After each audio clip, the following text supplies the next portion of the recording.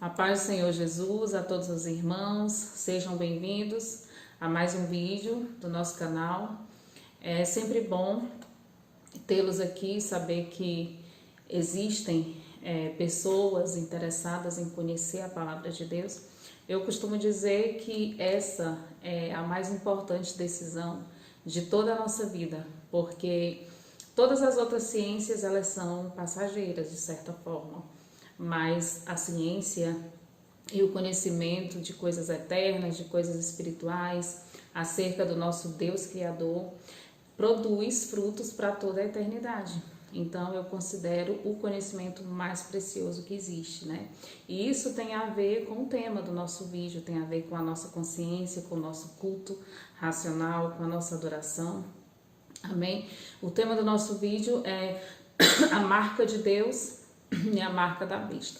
Peço desculpa aos irmãos que eu tô tossindo ainda bastante, né? De uma gripe que parece que não quer me deixar, mas vai sair.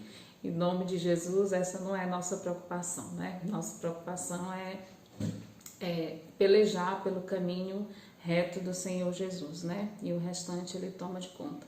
Vivemos dias difíceis, tempos difíceis, mas o Senhor Ele vai nos dando graça e a nossa vitória no final da nossa carreira.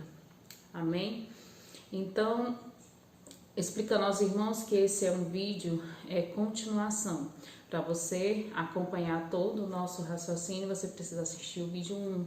É muito importante nós entendermos conceitos, porque quando você entende conceito, você não é persuadido por nenhum vento de doutrina, por algo que venha lhe afastar do caminho reto que você deve seguir. Então, às vezes as pessoas, elas querem ir direto ao ponto, né? E às vezes deixam de lado os conceitos. Até você chegar em uma determinada conclusão, é preciso você estar alicerçado, e esse alicerce vem dos conceitos que a palavra de Deus expõe. Então, eu vou fazer uma sequência de vídeo sobre a marca de Deus e a marca da besta. É importante você assistir a sequência. Eu tento simplificar o conhecimento para que qualquer pessoa que assista os vídeos possa entender. Seja ela criança, idoso, pessoa que estudou bastante, que fez faculdade, pessoas que não estudaram, enfim. O objetivo é atingir todos os níveis, tanto de idade como de conhecimento, enfim, para que o conhecimento de Deus seja acessível a todos aqueles que amam a palavra de Deus. Então, eu não quero fazer vídeo sensacionalista, né?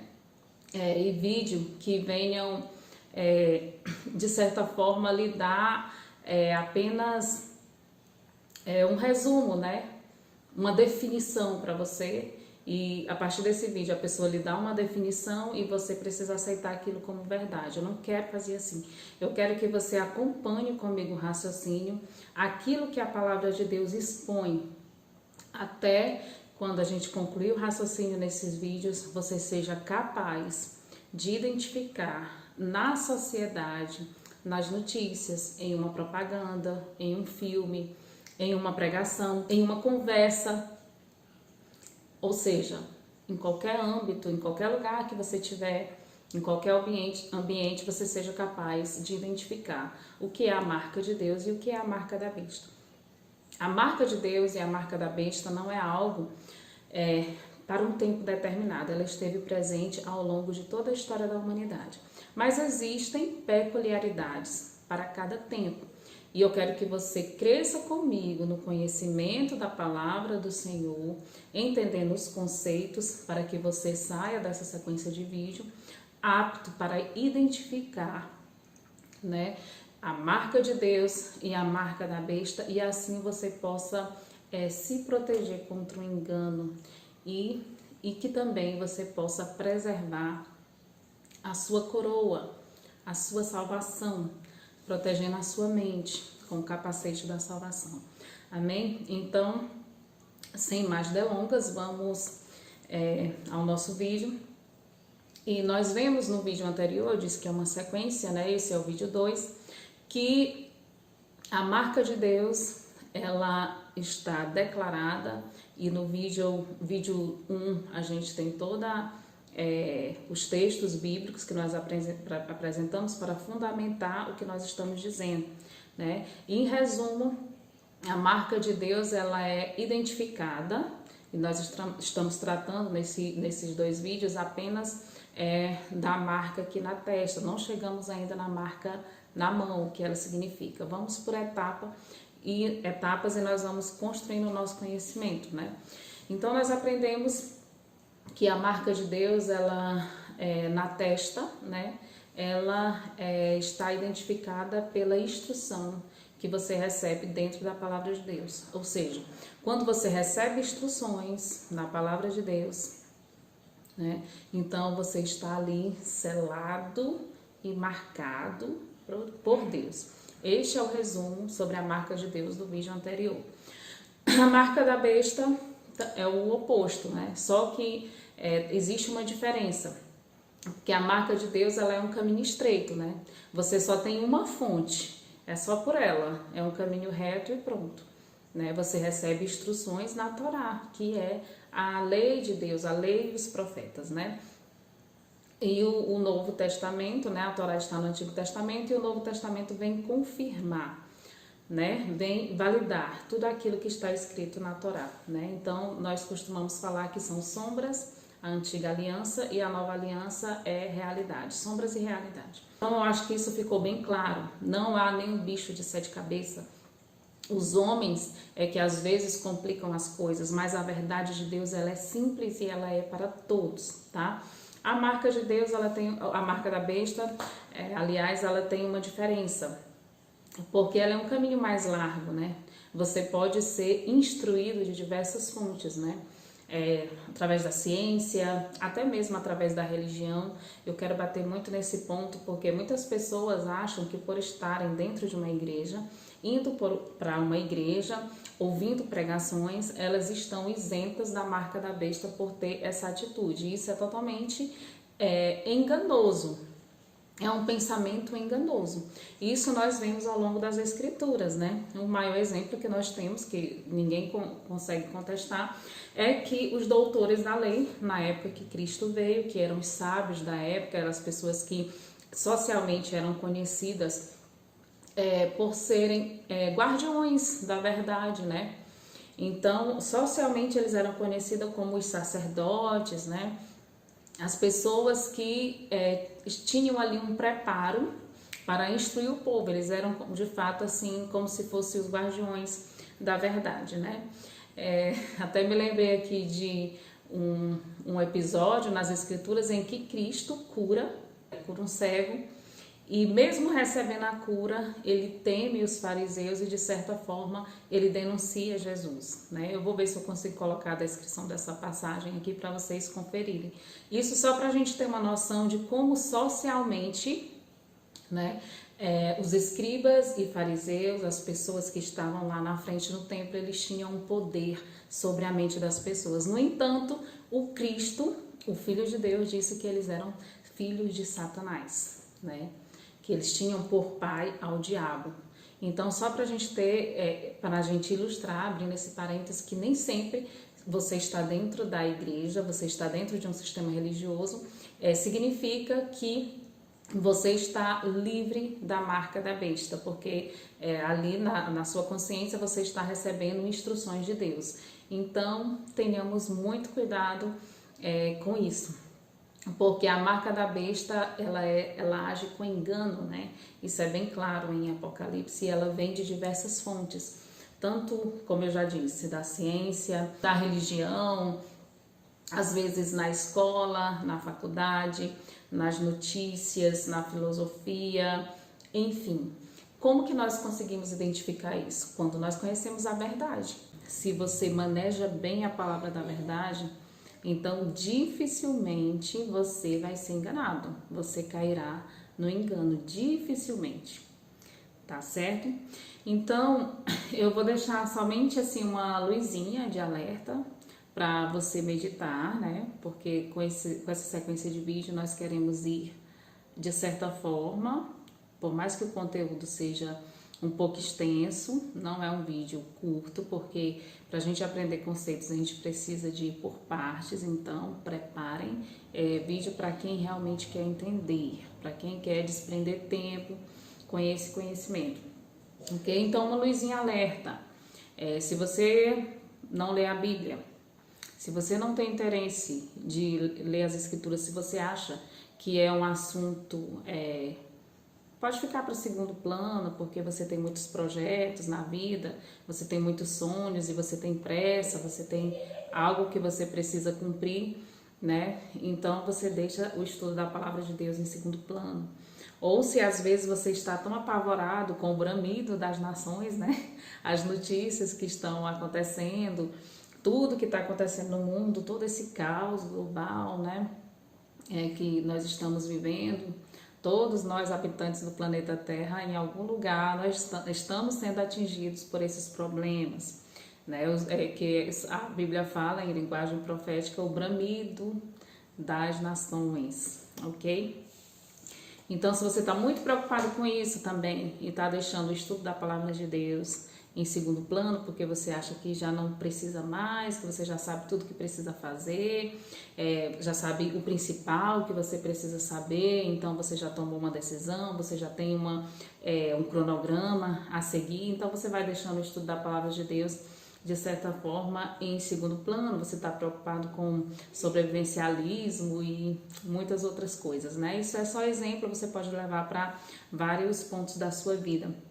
Ou ainda, se você está dentro do sistema religioso, luzinha alerta para você, se você paga dízimo, dinheiro, se você acha que o dízimo é 10% do seu salário, se você acha que Malaquias 3,10 está se referindo a 10% do seu salário, você acredita nisso porque o seu líder religioso lhe explicou que esse era o contexto de Malaquias e você acreditou nisso, luzinha alerta para você, porque você está sendo enganado. E se você está sendo enganado por isso, há um risco muito grande também de você ser enganado pela besta, porque Apocalipse diz que a besta enganaria as nações. O correto é mais um alerta, se você acredita que a igreja não vai estar aqui no período da grande tribulação também, se você acredita nisso, isso não tem base bíblica alguma, mas você aprendeu isso em filmes, ou o seu líder mais uma vez te falou assim, ou você leu em algum livro, ou você recebeu alguma explicação e você ficou convencido que aquilo era verdade, sem examinar as escrituras, textos com contextos, examinando as festas de que Deus deu ao seu povo, examinando todo o contexto da narrativa ali do que está na Torá, porque o sistema religioso atual costuma deixar de lado o Antigo Testamento, como se o Antigo Testamento não tivesse mais validade. Olha o perigo, se você não estuda, se você não lê o Antigo Testamento, jamais você vai conseguir entender Apocalipse. Jamais você vai ter clareza daquilo que Deus está revelando aos seus servos em Apocalipse. Tá bom? Então, luzinha alerta, poderia citar aqui mais uma lista de alerta para você acender a luzinha. Porque se você está sendo enganado por esses conceitos, é provável que você também possa ser enganado pela besta, tá bom? Lembrando que na época de Noé houve uma pregação de uma mensagem durante muito tempo, antes do Senhor vir com o juízo nos dias de Noé, né? Porém, somente 8 pessoas entraram na arca. E a Bíblia diz que o caminho que leva a ele é um caminho estreito e poucos são que entram por esse caminho. É por isso que a gente vê também muita gente seguindo notícias e canais sensacionalistas, estão lá. E pouca gente interessada em fazer um estudo sério da palavra de Deus. Meditar, como Daniel fez, né? O pessoal costuma falar do jejum de Daniel de 21 dias, mas o jejum de Daniel de 21 dias, ele jejuou 21 dias e ele ficou sem dormir, a alma dele se angustiou. Sabe por quê? Porque ele queria entender a palavra de Deus, aquilo que estava escrito em Jeremias.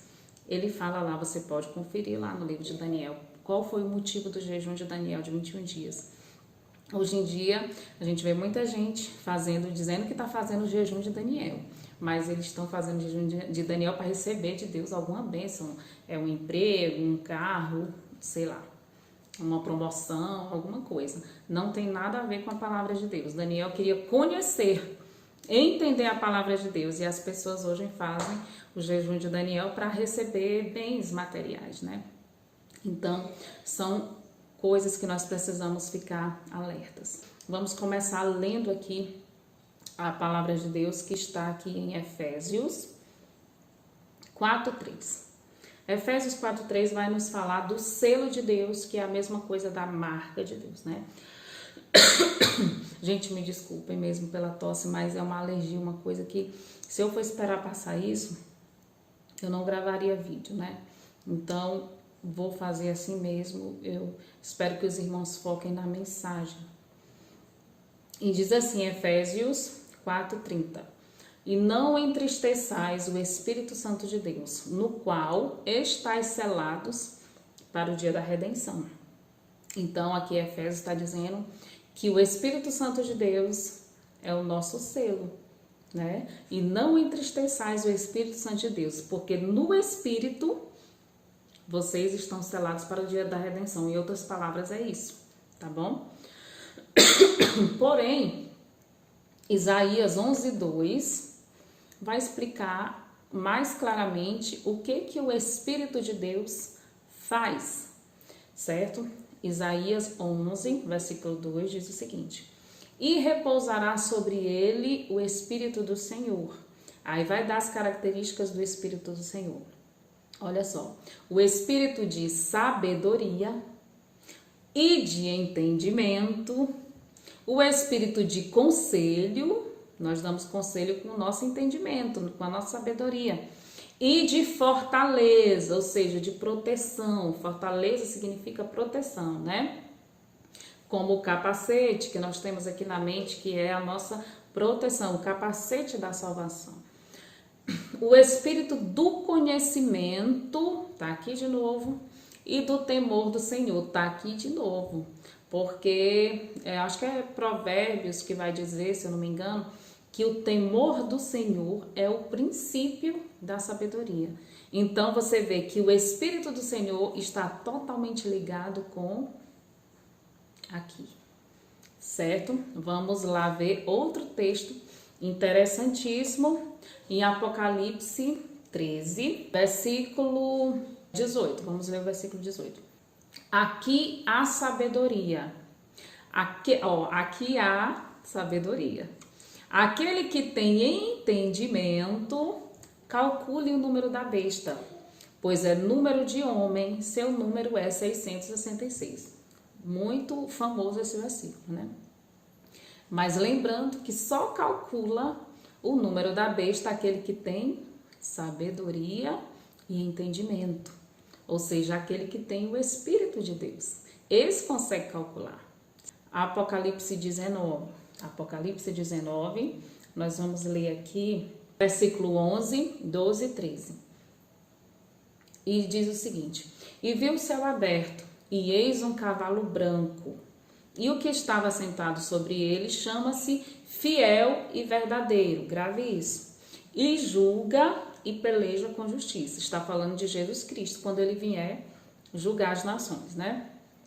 E os seus olhos eram como chamas de fogo, e sobre a sua cabeça havia muitos diademas, e tinha um nome escrito, que ninguém sabia, senão ele mesmo.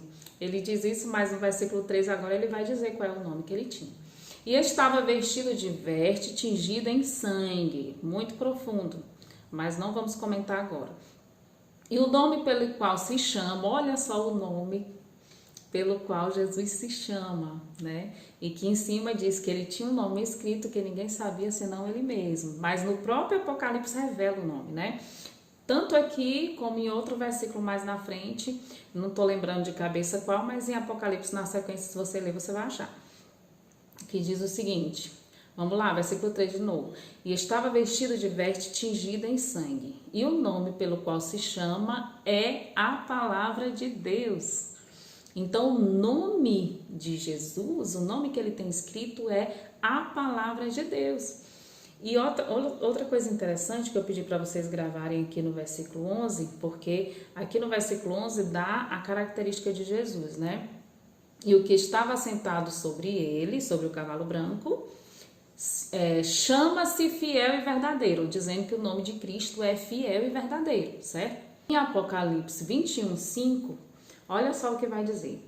E o que estava sentado sobre o trono disse: Eis que faço nova todas as coisas. É Jesus, né?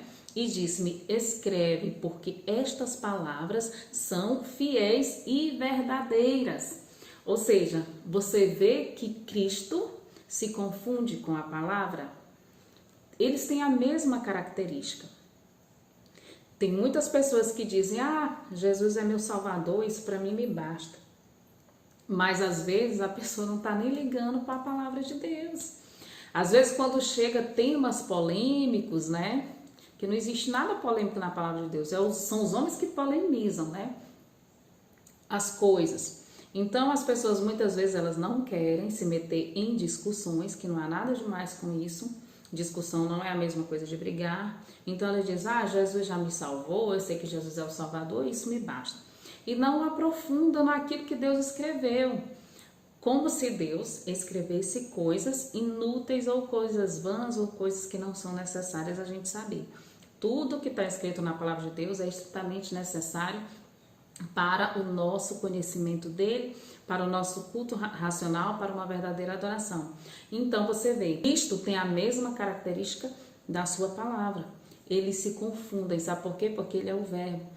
Então, se você verdadeiramente ama Cristo, você tem também que amar a palavra dele. Tá bom? A palavra de Deus é para todos aqueles que amam a Jesus Cristo.